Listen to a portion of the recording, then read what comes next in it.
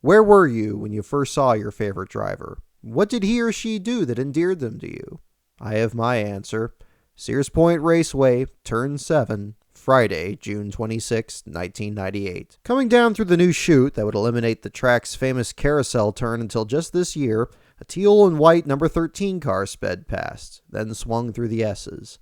Moments later, the Ford Taurus crossed the finish line and clocked in second fastest. A cheer went through the crowd. I looked in the program and found the driver's name, Jerry Nadeau. Unbeknownst to me, Jerry had been working toward this moment for much of his life. He began in go-karts, then branched out into road racing through the Skip Barber Racing School. He refined his driving style in the Barber Dodge Pro Series and the Firestone Firehawk Series, then traveled to Europe where he became the top American driver in Formula Opel. Along the way, he turned his attention to NASCAR, first in the Busch Series in 1995, driving for Greg Pollux. 2 years later, he ran 2 ARCA races at Charlotte, finishing 4th in the first, then runner-up to Gary Layton in the second. His ARCA car was fielded by Richard Jackson, for whom he served as a spotter in the Winston Cup Series. This opened the door for Nadeau's Cup debut with Jackson at Michigan, where he finished 36th. Then an offer to go full-time in 1998 for a new team co-owned by Bill Elliott and NFL legend Dan Marino, who brought sponsorship from First Plus Financial. It was that car I saw hit the track at Sonoma. After I saw that qualifying lap, I couldn't wait to snap as many pictures as I could of Nadeau as he started alongside pole sitter Jeff Gordon. I'd hoped that he would have a good finish as well. But what followed was a moment that would come to define the driver's career.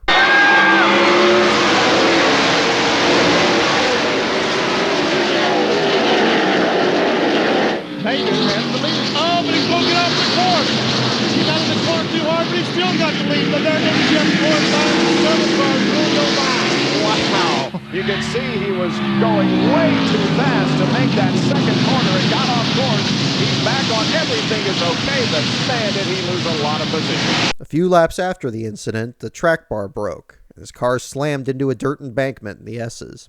The impact was so hard that he bit his tongue, and the resulting concussion would show in scans taken of his brain years later.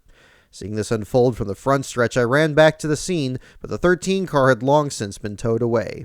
He finished in last place. Up until that moment, I liked drivers that had the best paint schemes. The orange and white cars always caught my eye, whether it was Derek Cope's Purelator Chevrolet or Ricky Rudd's Tide Ride. But Nadeau was different. I didn't know much about the Elliott Marino Motorsports team and virtually nothing about football. I didn't know the paint scheme and the number 13 referenced perhaps the greatest quarterback to never win a Super Bowl. But in that moment, I actively started to pull for Jerry Nadeau. Perhaps it was the cruel symbolism of the moment, capturing how harsh the sport can be. The upstart driving a car number people think is unlucky, overcoming that bad luck with a great start only to be undone in spectacular fashion. Sears Point was the only race I went to back then, and as Gordon cruised to victory, I was already counting down the days until I got to see Jerry get another chance. Unfortunately, things didn't go much better for Nadeau the rest of 1998. He was out of the 13 car just 2 races later. When Lake Speed unexpectedly retired, he ended up at Melling Racing, a team which hadn't won since Bill Elliott parted ways after the 91 season. He qualified great on the very next road course, starting 8th at Watkins Glen and finishing 15th, but he ran no better than 19th the rest of the year. From a paint scheme perspective, it was rather exciting for me. This was when Harry Melling's team was sponsored by Cartoon Network, running some of the best-looking cars on the track. The partnership would continue into the 1999 season, and I made sure to join the fan club.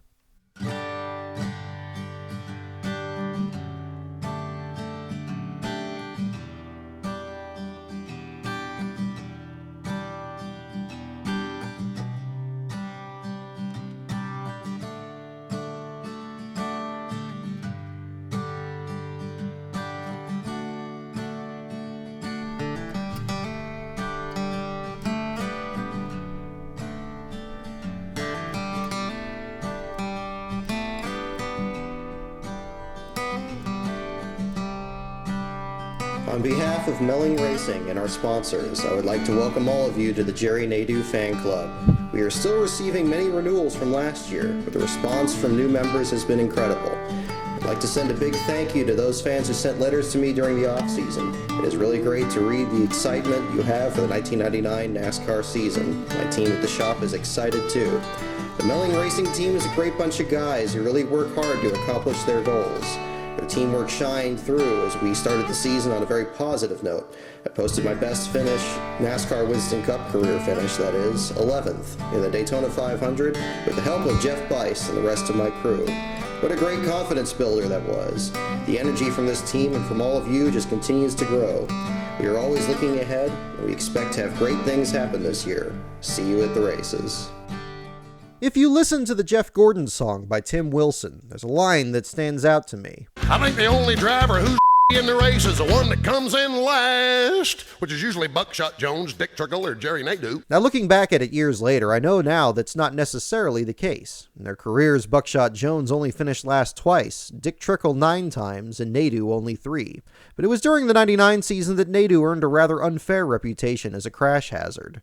To be fair, the struggles did continue. Nadeau was released by Melling almost exactly 1 year after Elliott fired him. He then took over for another retired driver, Ernie Irvin, who was critically injured a second time at Michigan and drove at MB2 Motorsports.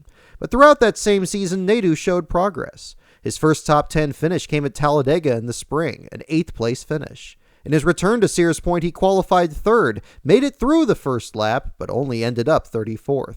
He did even better at Watkins Glen, where he led his first 9 laps and finished 5th, his first top 5. He even got another outside pole, this time at Dover alongside Rusty Wallace. Slowly but surely, things were going in the right direction. Then over the offseason came the biggest surprise of all. Nadeau was going to Hendrick Motorsports.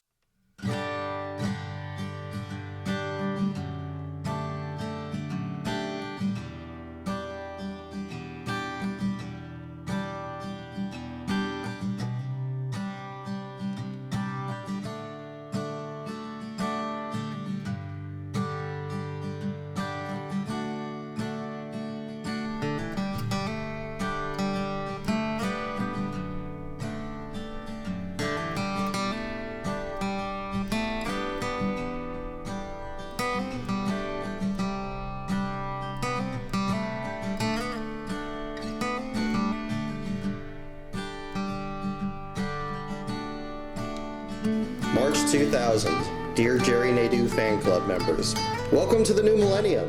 It has started off right for me, that's for sure. As you know, my life is changing in many ways, which will help make 2000 a very special year for me. This year I am driving the number 25 Michael Holligan Chevrolet for Hendrick Motorsports. You will probably hear me say this a lot this year, but this is the best opportunity I've ever had in my racing career. I really think this will be my best year ever in the NASCAR Winston Cup Series. I hope this will be the best year ever for the Jerry Nadeau fan club, too. This year we are adding some special gifts from Hendrick Motorsports and a great fan club benefit with Action's Jerry Money that you can use at my souvenir trailer at each track. We'll also be adding email updates to all of our fan club members with email access, so be sure to give Melanie your email address so we can add you to our list. Many of you have supported me since my first NASCAR Winston Cup races in 1997, and we're glad to have you back. But I'd also like to welcome those of you who are new to the fan club this year. I hope you'll stay with me throughout my career. Whatever the case may be, thank you for your support. I hope to win a race for you this year. Sincerely, Jerry Nadeau. It's easy to forget while Jeff Gordon and Terry Labonte were racking up championships, their third team, the number 25, had yet to recapture the magic of Tim Richmond's era in the late 1980s. Ken Schrader, who now took over for Nadeau at MB2, wouldn't win again after 1991. Ricky Craven came on board, then suffered a serious wreck at Texas that ultimately put him out of the car. And Wally Dallenbach Jr. was struggling in what would be the final year of Budweiser backing the effort before they joined Dale Earnhardt Jr. for his rookie season in 2000. The team was in trouble. They needed to do something drastic to get back up to speed. But before they could do that, they needed a sponsor. That sponsor was Michael Holligan, a real estate businessman from Texas. As Holligan transitioned into land development, he also developed his interest in racing, specifically motocross. The company he owned, under his same name, also looked to expand their brand into NASCAR, and most interestingly, would only sponsor Jerry Nadeau. It was the perfect opportunity. While Dallenbach was released to Galaxy Motorsports, a team which barely made it through the 2000 season, Nadeau would drive for Hendrick in a brilliant new white and blue Chevrolet. Media at the time called Nadeau the Magician, questioning how the young driver had landed such a quality ride so early in his career. Little did anyone know how true that nickname would be. As the season began, Nadeau began to improve his qualifying runs, a 9th in Las Vegas, 6th in Atlanta, 8th at Texas, and 6th at Martinsville, but the finishes weren't there until a 13th at Fontana. The next month came NASCAR's All-Star race, the Winston. It was the final year the Winston Open had qualifying races, and Nadeau started by winning one of those. He then led 14 laps of the Open itself, only to finish second to Steve Park, but fortunately he got a second chance as a new 16-lap no-bull sprint came after. The next time by, they will get the white flag and then the checkered flag. So we have 2 laps of racing to settle it here. Jerry Nadeau just drove wide open down into that corner to take the lead on the outside of Kevin LePage. He knows it's getting down to money time now and a chance to get into the Winston. He has it all the way to the floor. Only one spot matters here, the win. That's the only one that really counts. They all get paid, but they're here to get into Winston. There's Jimmy Spencer, middle of the field. But the leader is Nadeau. White flag is out. 1.5 miles to go. Last try for Ricky Rudd is not going to be enough time for the Haviland team to get there. Ricky is going to miss his first ever running of the Winston. But at the same time, Jerry Nadeau may well be on the way to his first running of the Winston. And his second win this weekend. He won his qualifying race here last night. He wins the 16-lap no-bull sprint. His best point race finish this year was 13th at California. And his best career finish in 80 starts. Good job, Jerry. Good job, buddy. Good job. Was 5th at Watkins Glen in August of last year. What we've got to do now, guys. Your race car looks like just last night. Man, it's on a rail. What a good drive. You guys are doing an awesome job. I tell you, I was a little worried there when we did 4 tires and everybody else did too. We were sitting back there in 9th and with 16 laps, I didn't think we could do it. But what can I say? This is MichaelHogan.com. Tony, for all the guys on the team, did an awesome job. I'd like to say hello to my mom and dad back in Connecticut. What a thrill to be in the Winston. It's a lot of fun. I've been here so many years watching this thing, and it's the most exciting race of the year. You know what else is fun? I saw a big check over there with your name on it for $25,000. Congratulations, Jerry. Thanks a lot. He was no slouch in the main event either. After starting last in the 20-car field, he charged to finish 4th, following 3 Dales, Junior, Senior, and Jarrett.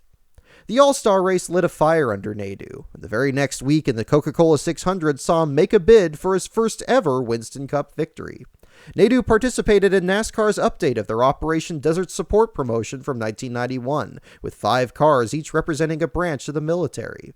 Nadeau's Coast Guard car started outside pole yet again, this time next to Dale Jr., and he led 115 of the first 259 laps. Oh, Mayfield loosening Earnhardt up in 2.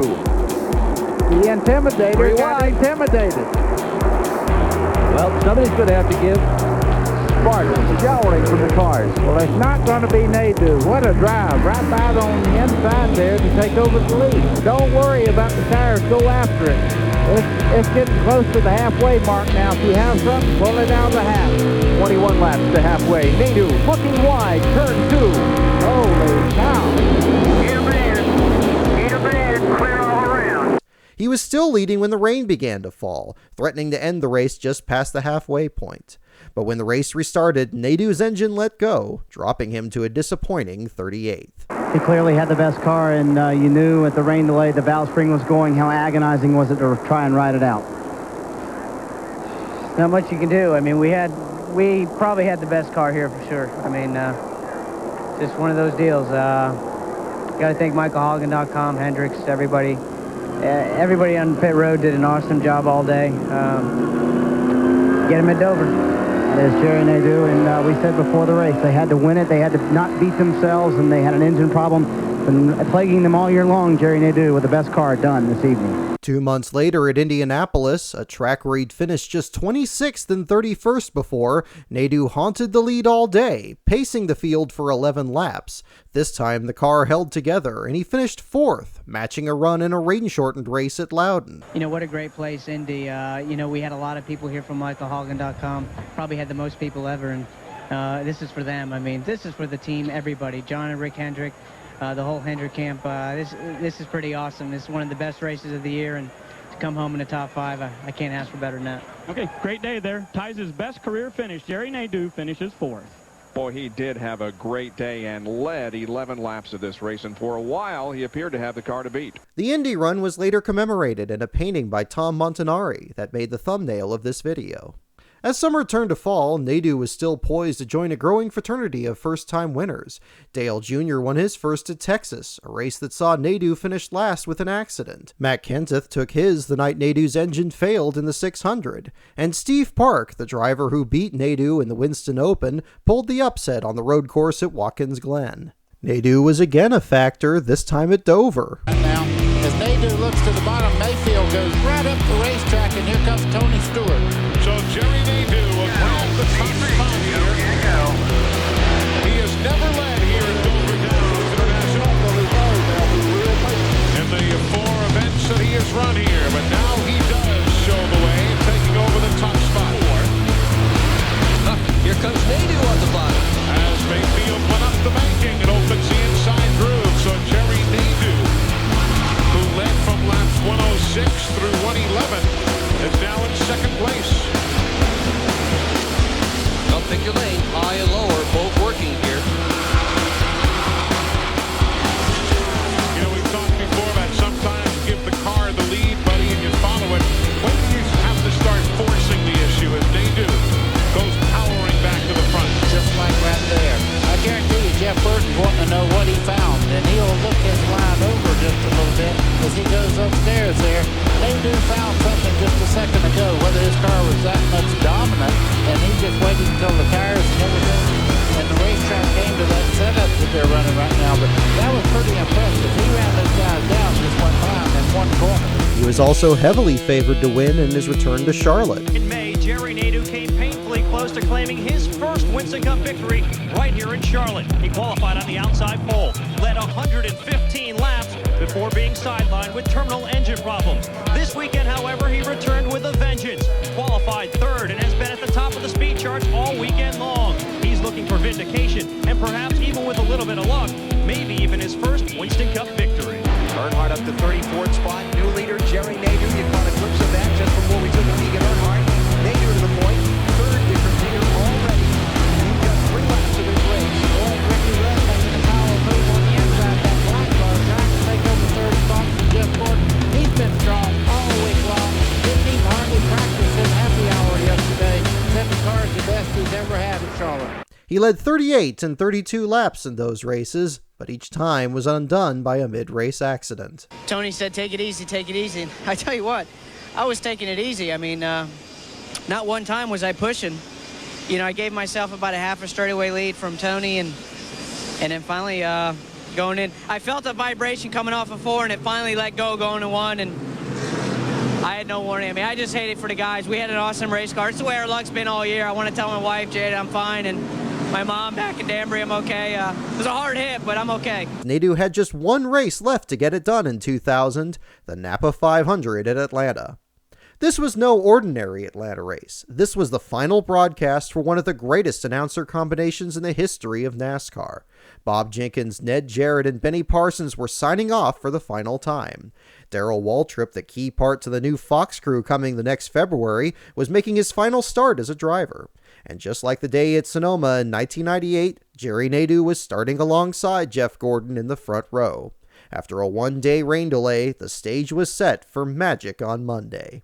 Nadeau picked up where he left off at Charlotte, leading 148 of the first 299 laps. But as the race wound down with a grinding 177-lap green flag run, it looked like Ward Burton was going to cruise to an easy victory. All day long, Nadeau had been told to save tires, but that changed with 16 laps to go. As Nadeau ran second, 4.6 seconds back in closing, I'd never wished for a caution so bad in my life. And then just 2 laps later, that beautiful son of a gun Scott Pruitt spun down the backstretch, drawing the 8th and final caution of the day. Everyone would have to pit, and Nadeau was back in the race. 4 tires here for Mike Skinner, but no gas, guys. They don't want to take a chance on any mistakes here, and they like the way the car is handling, but it will be a 4-tire stop. John Kernan. It'll be right side tires only for Jerry Nadeau. Tony Flores, crew chief, asked him what he wanted to do. If he wanted to go forward, too. Jerry said to Dr. Jerry Punch. Right side tires going tires only for Burton. Likewise, 2 tires only on the right side of the 3 car in the 18, the uaw-Weber. The 2-bunch talked it over. 2 right side tires for Rusty. 9.5 seconds. Nadeau made the call, taking 2 tires only, but so did Ward Burton, who beat him off pit lane. The field came down single file, Nadeau in second, rolling on Burton to the stripe, and then it happened. Rusty laying back for that great start, but Nadeau, you can't pass on the inside. Blaney gets way up high on the track and gets loose, and look at him charge toward the front of the field is Nadeau. And here comes Labonte, the 18 car with 4 fresh tires, and look what a run he has. Do what you want. Do what you want. Yeah, you want to stay out front. Just protect your bottom. Bobby's coming. Just protect your bottom. Nadeau takes the lead down the backstretch. Labonte tries to come to second. Ward Burton, however, has second. And look at Dale Earnhardt using the middle groove to hang in there in third and challenge Ward for second. Bobby Labonte got his momentum broken there for momentarily, and Earnhardt just shot right up in there. Mike Skinner now coming up through there. He has 4 fresh tires as well. And all this is doing is allowing Nadeau to stretch the advantage here with less than 6 laps to go. It's a funny thing, the pride you feel as a fan when your favorite athlete does well. Their accomplishments aren't yours, yet somehow they still feel like they are. I felt that then, and I feel it every time I watch this, every time Bob Jenkins calls him home. The white flag. One more time, buddy. 1 more lap to go in the 2000 NASCAR Winston Cup season. The interval is 1.2 seconds between Nadeau and Dale Earnhardt.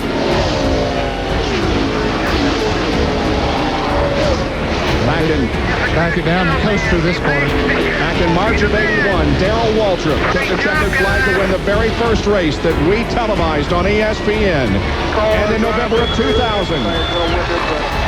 Jerry Nadeau wins the final race on ESPN.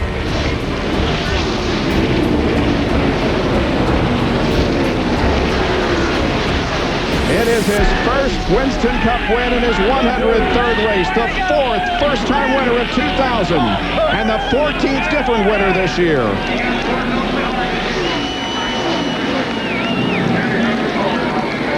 Tying a mark set in 1991. Congratulations to the Hendrick team and Jerry Nadeau. The last time that we had a first-time winner at Atlanta was Jim Hurtubise in the spring of 1966. There's the champion, Bobby Labonte, but the winner here this afternoon, Jerry Nadeau. We'll be right back. This will be a celebration to remember. 30-year-old Jerry Nadeau, his 103rd career start. He becomes the 4th first-time winner in the year 2000. And take a listen.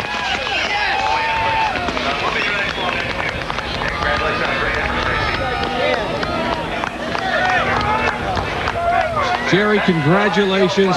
Here is John Hendrick. John Hendrick comes in to give him a big hug. Congratulations. Win number 1 of hopefully many to come. I can't believe it. Tony Furr, the crew chief, coming up to give him a big hug. Who got at him all day, Jerry? I hate it. My mom and dad aren't here. My wife, Jada.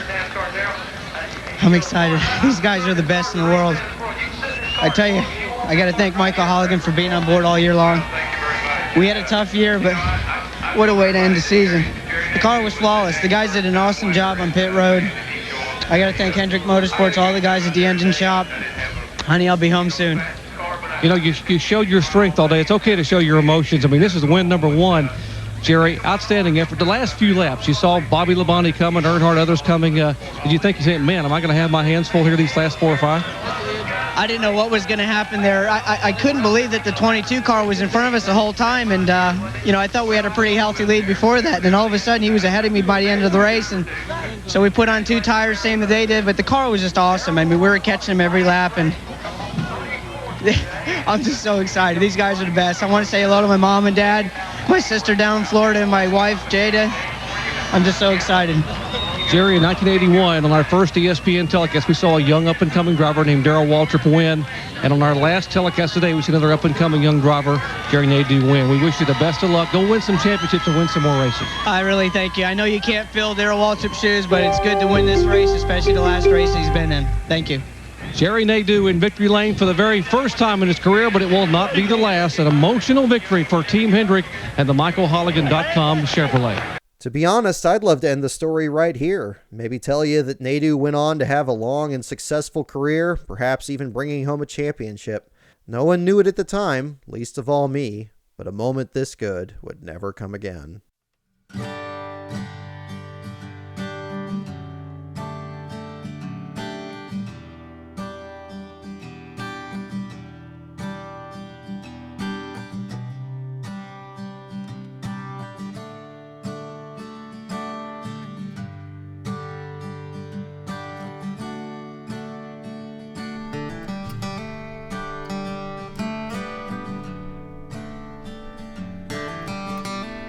February 2001. Dear Jerry Nadeau fan club members, I am so excited to be back behind the wheel after a long off season.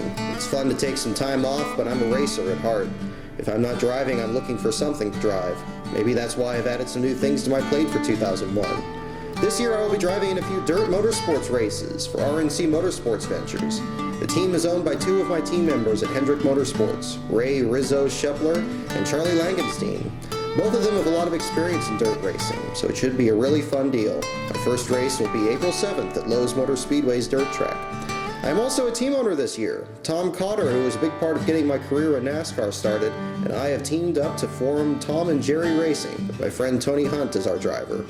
We are looking for sponsors now, but we are hoping to run most of the USAC schedule with Tony this year. Tony's got a great track record, so I know he will win a lot of races for us.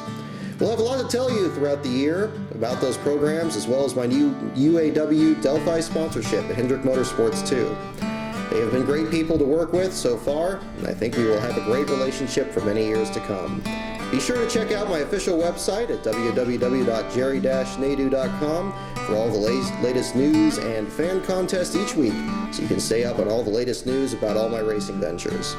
Many of you have supported me since my first NASCAR Winston Cup races in 1997, and we're glad to have you back. Thank you especially to all of you who supported me even before our first win in Atlanta last year. I'd also like to welcome those who are new to the fan club. I hope you'll stay with me throughout my career. Whatever the case may be, thanks for your support. I hope to win many more races for you this year. Sincerely, Jerry Nadeau.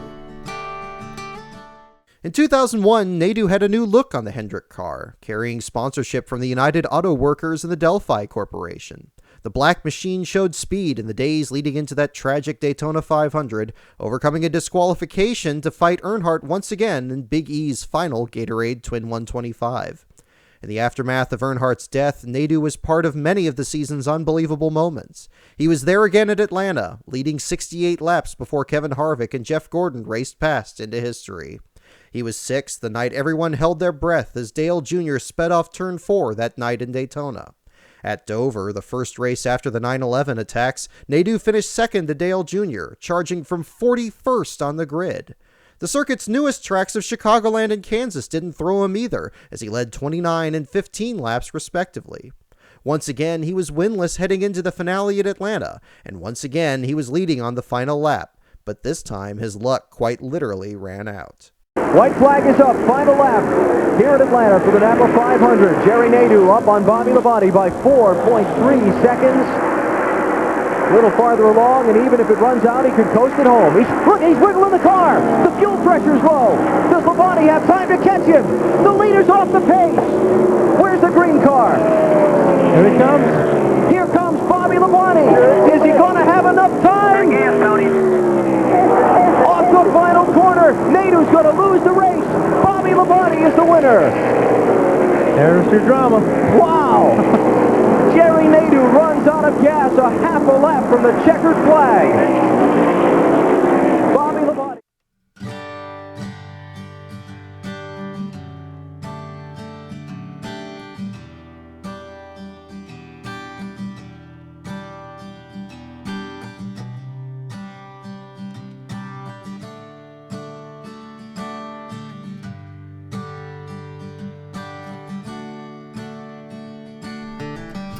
September 2002. Dear Jerry Nadeau fan club members, first of all, I want to thank each one of you for your support for me this year with all the changes I have been through, both with teams and with the Jerry Nadeau fan club. It means a lot to me to know that each of you still support me as a driver. It may have been an up and down season for me so far, but I have learned a lot, both as a driver and as a person. I know I've said it before, but when I find the right team and sponsor combination for me, it's going to be a lot of fun to show everyone what we can do. Even though I can't wait to get everything finalized for the 2003 season, I'm really proud to be racing for Petty Enterprises for the rest of this year. I don't have to tell you what the Petty name has meant to NASCAR over the years. They are truly the royalty of this sport. I just want to thank you again for hanging in there with the fan club. I can't tell you how happy Jada and I are to have Melanie back on board as the fan club director. I know she's glad to be back, and even more glad to have these packets ready to send out to each of you. If you have any questions about the fan club, email her at janracingfanclub@aol.com or write her at this address. Also, if you'd like to receive weekly race reports and updates by email, be sure to send her your email address so she can add you to our list. Hopefully, we'll have a lot of good news to share with you soon about the future. Don't forget, your 2002 Jerry Nadeau Fan Club membership has been extended through the 2003 season because of all the changes we've been through. We want to keep you as up to date as possible over not only the rest of the season, but all of next year, too. Thanks again for sticking with me. I can't wait to see what the future holds. Best regards, Jerry Nadeau. The hangover from the Atlanta loss seemed to last into 2002, where Nadeau finished better than 15th just once in the first 11 races. The 10th of those races came at Fontana, where his new teammate Jimmy Johnson in a new fourth car claimed his own first victory. Just 41st the next week in Richmond, Nadeau was once again fired from a team, replaced with Joe Nemechek. Once more, Nadeau found himself out of a ride, trying to piece together the rest of his season. He rejoined MB2 Motorsports, this time in place of Johnny Benson Jr., who was injured in May. For his first start as a relief driver at the Winston Open, Nadeau wore his old open wheel uniform, which just happened to carry logos for Benson's sponsor Valvoline. He started outside pole, his favorite spot, then finished in 10th. He ran 28th in his return to the Coca-Cola 600, then 27th at Dover, and when Benson came back, he was out of a ride once again. That is, until I saw him again at Sears Point. Enter Petty Enterprises, who, like Hendrick before them, was facing an uncertain future. 2 years earlier, Adam Petty, the heir apparent, was killed in a wreck at New Hampshire. Kyle Petty took over Adam's number 45 car as tribute, saying he was a permanent relief driver for his son. This opened a seat in the number 44, right as the team switched from Pontiac to Dodge. Buckshot Jones came on board to drive, but struggled through the 2001 season and into the first part of 2002. Steve Grissom was in the car by April, but like 2001 when Tom Hubert drove the car, the team looked to hire a road course specialist for the upcoming race at Sears Point, and this time they picked Jerry Nadeau. June 23rd, 2002, the Dodge Save Mart 350. Nadeau started 22nd, but wasn't a factor much of the day. He caved in the left front fender in the early laps, then spun to bring out the second caution with 42 to go. But pit strategy allowed him to restart a solid 14th. He climbed to second when the rest of the leaders pitted under another caution with 23 to go. Others stayed out with him. So many others, in fact, that the next car with fresh tires, Ricky Rudd, had to pass 7 other cars just to get to Nadeau. But Nadeau would have none of it. After clearing Bill Elliott on the restart, he set sail with nothing but clear track in front of him. Staying out on them old tires, I need the hot tip, guys. So Jerry Nadeau, who used to drive for Bill Elliott Racing, and now in front, you know, maybe may have been smiling as he went by Bill then. Nadeau sat on the pole here in Bill's car, the 13 car. That's right. Never let an inch, I don't think. Cranked over in the first turn. I still remember sitting in the Turn 2 grandstands tracking his lap times with this stopwatch, seeing that number 44 car widen the advantage in the S's. By the time Rudd reached second place with 8 to go, Nadeau was nearly 7 full seconds in front on old tires. And then, with just 2 laps to go, Tony Stewart draws a bead on Terry Labonte for third place. I heard somebody say, and I think it was Nadeau, that something was happening to the car. There's Stewart makes the pass for third place, our pole sitter. And it's over. What happened? It blew up. I heard him say it was blowing up. Jerry Nadeau, the Atlanta winner in 2000. Great job here, guys. Great job. Nice run today. And guess what? There was a collective groan from the crowd as the blue and white car pulled to the side of the track off turn 12, watching helplessly as Ricky Rudd made the winning pass. The report came that the rear end failed, the same thing that happened just a few laps earlier to fellow Dodge driver Jimmy Spencer, whose car sat behind him in the runoff lane. Before 1998, I would have loved to see Ricky Rudd win Sears Point again. He comes so close to winning in those old orange and white cars. But to say the least, there was no joy in Mudville that day. Jerry, outstanding run. Man, how heartbreaking is it? It always seems to happen to me. Oh, man. Last year we ran out of fuel at Atlanta. Should have won that race with two to go, 1 to go. Chicago, same thing. We lead in the race. I tell you what, the guys gave me an awesome race car. The Pettys are wonderful. Georgia Pacific, Dodge. I guess we had the race won. I would imagine we did. We had a pretty good lead. I was taking it easy there at the end. About 4 to go, I felt something tightening up, and I thought it was the fuel. But the fuel pressure looked good, and then all of a sudden, I came off turn 11, and I spun the gear and blew the rear end. That's the way my life's been, but hopefully this will pay off. Guys did a good job. Greg Stedman, everybody on the crew did a super job. I got to thank Kyle for letting me run this weekend. And as of right now, the only plans I got is to go with Michael to Chicago, and then we'll see what happens after that. Well, a great run by Jerry Nadeau. And Jerry, this makes any kind of comfort. Ricky Rudd said he couldn't catch you. Nadeau's run did earn him the Petty ride for much of the rest of the 2002 season, which included a 13th place finish in the fall race at Charlotte, the same night Jamie McMurray pulled off his upset victory. But never again would Petty Enterprises be so close to returning to victory lane. Worse still, after the Charlotte race, Nadeau was injured in a go-kart accident and had to sit out the final 5 races of the season. The number 44 team scaled back to a part-time effort for 2003 and closed its doors by the end of the year.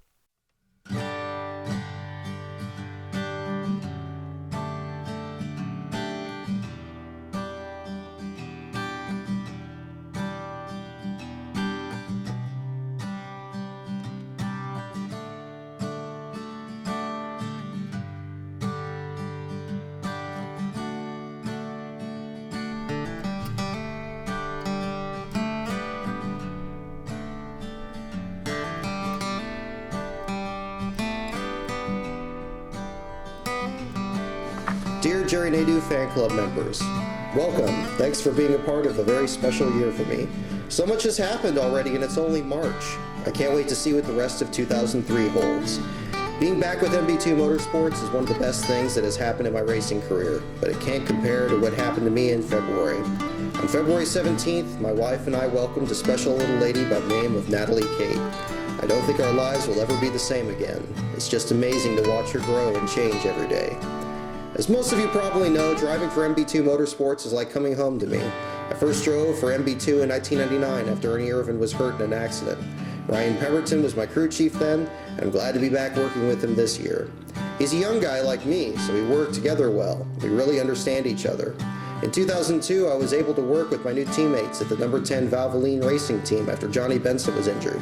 I had a lot of fun and some good runs with those guys last year, so I can't wait to work together and help both of our teams go straight to the top.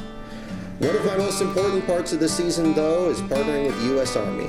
My dad served in the Army, and he passed down many of the values he learned to me. I can't tell you how proud I am to represent our military personnel as they serve our country. Visiting Afghanistan last December really gave me a different perspective on the sacrifices they make each day to defend our freedom. I hope I can make them just as proud as I represent them on the track. Thanks again for all your support and encouragement. I look forward to meeting as many of you as possible this year. See you at the track, Jerry Nadeau. But Nadeau never burned bridges with MB2 Motorsports, and in 2003 essentially got the same ride back that he left to join Hendrick Motorsports a few years earlier. This time it was the number 01 car, sponsored by the U.S. Army. The sponsorship resonated with Nadeau, whose father served in the Army for more than 6 decades. After 4 mid-pack runs to start the 2003 season, Nadeau arrived at Darlington for the Carolina Dodge Dealers 400. Well before Ricky Craven and Kurt Busch's legendary battle for the lead, it was Nadeau who qualified a strong third, his best starting spot in nearly a year. Early on, he was still in the thick of the lead battle when this happened in the first corner. Newman and trouble, Jerry Nadeau, the second place car spins. And he'll probably get it turned back around, because if he hadn't, he'd went to the bottom of the racetrack. The caution is out. It was an unbelievable save, perhaps the best of his career, a complete 360 at the sport's least forgiving track. 2 races later at Texas, he enjoyed one of the best overall weekends of his career, starting 5th and finishing 4th. 3 races after that, he started 6th at Fontana and finished 14th. Things seemed to be coming together as the team headed back east for the short track in Richmond, Virginia. Jerry Nadeau has qualified in the top 3 rows in half of the last 6 races, including California. He's a qualifier now. He gets every ounce of it out of that bad boy. You know, I talked to Ryan Pemberton, and I actually talked to him at Fontana, which is Jerry's crew chief, and he said, you know, the biggest thing with Jerry, it's not a problem, it's a great problem to have. He drives a race car so hard, he almost can't focus on the input to give you about the race car. That's what you call focus. And it's just all on one thing. That's gassing it. That's my job. How about helping me out? You're right.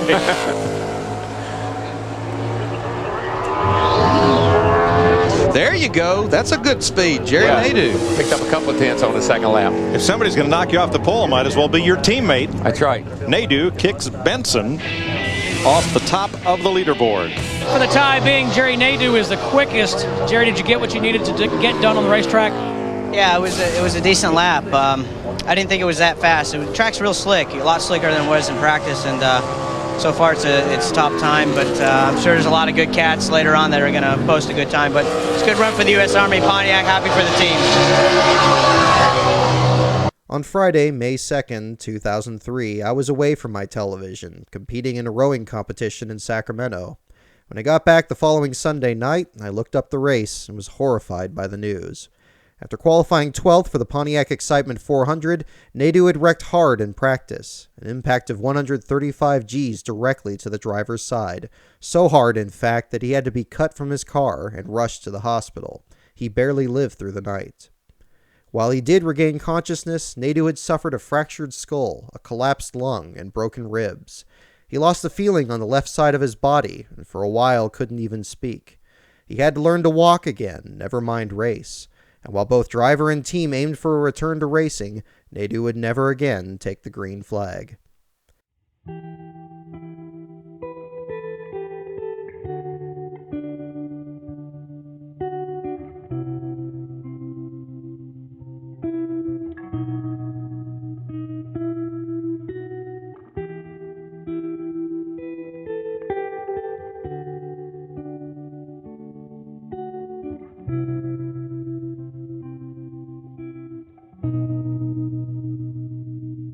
December 2004. Dear Jerry Nadeau Fan Club members, I hope this note finds you all doing well. First, let me thank each of you for your support over the past 2 years, as Jerry has been recovering from the injuries he suffered in May 2003 at Richmond International Raceway. He is getting better every day, but just not as quickly as any of us would like, especially Jerry. Since Jerry's timetable for returning to racing is taking a little longer than hoped, we have decided not to renew or accept new memberships to the Jerry Nadeau Fan Club for 2005. Once he returns to racing, we will reopen the fan club and begin updating the website regularly again. We will also be closing our post office box for now. If you need to send anything to me or to Jerry, please forward it to this address. If you have any questions, please email us. As always, we truly appreciate your understanding and support. We also hope you will enjoy the enclosed pin as a small token of our appreciation over the years. We wish you all a wonderful Christmas and the happiest of New Years in 2005. Happy holidays, Melanie Whitfield, Jerry Nadeau Fan Club Director. They say that you should never meet your heroes, but in 2005, I got to meet mine. I met Jerry Nadeau at a car show in Fair Oaks, where he signed my number 13 hat. We talked about the good old days, about those races at Sears Point, the single win and the countless near misses. He was friendly, but you could tell it was hard for him to think of those times. A promising career over at age 33. Racing is a cruel business. It doesn't care how talented your driver is or how much money your team spends. Just plain bad luck can strangle a career.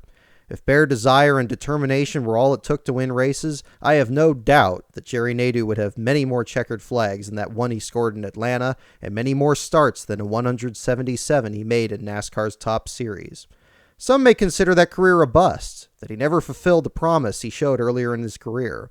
Those people never saw him charge up that hill against the sport's greatest driver at the time, or will an underpowered car on old tires to a 7-second lead.